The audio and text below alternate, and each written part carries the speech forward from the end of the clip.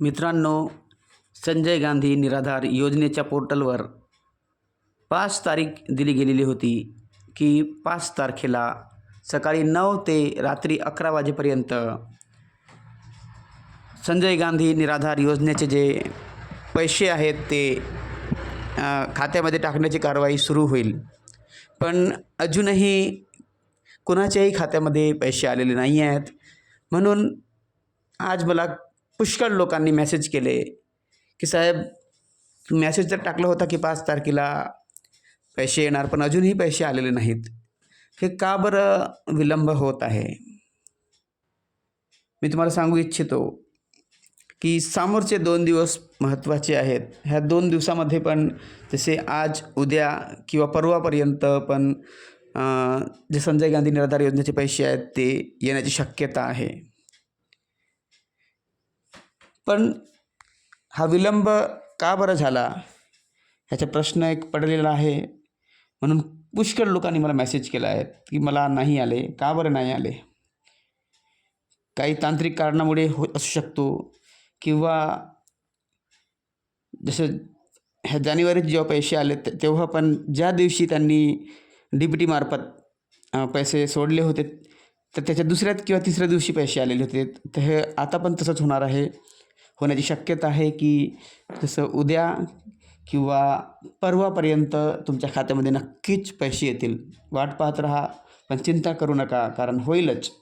सगळं काही चांगलं होईल आणि निराधारचे पैसे तुमच्या खात्यामध्ये नक्की येतील. कारण काही लोक आपल्या महाराष्ट्रामध्ये असे आहेत की जे लोक खरोखर वाट पाहतात, कारण त्यांच्याकडे आर्थिक सोर्स काहीही नाही आहे. म्हणून मी तुम्हाला सांगू इच्छितो की तुम्ही वाट पहा, पोर्टल चेक करत राहा की पोर्टलवर आता काय दिसत आहे. कारण आत्ता पण 5 तारीखच पोर्टलवर दिसत आहे. 5 तारखेच्या बद्दल लिहिलेलं आहे, समोरचं काही वाढलेलं नाही आहे. म्हणून पूर्ण आणि दाट शक्यता आहे की 5 तारीख म्हटलेली आहे, पण उद्या किंवा परवापर्यंत तुमच्या खात्यामध्ये संजय गांधी निराधारचे पैसे नक्कीच येतील. तुम्ही जर KYC केली नसेल तर आत्ताच जाऊन KYC करा लवकरात लवकर. आणि दुसरी गोष्ट मी तुम्हाला सांगू इच्छितो की जे दरवर्षी जे हयातीचा दाखला देण्यात येत होता, तहसील कार्यालयात जाऊन हयातीचा दाखला देण्याची कारवाई करण्यात येत होती सगळ्या लोकांकडून, पण आता तसं राहिलेलं नाही आहे. आता फक्त आधार कार्ड घेऊन तुम्हाला तहसीलमध्ये जायचे आहे आणि तहसीलमध्ये गेल्यानंतर ते व्हेरीफाय करतील की हाच व्यक्ती आहे. तुमचं आधार कार्ड पाहतील आणि एकदा व्हेरीफाय झालं की ते म्हणतील झालं तुमचं.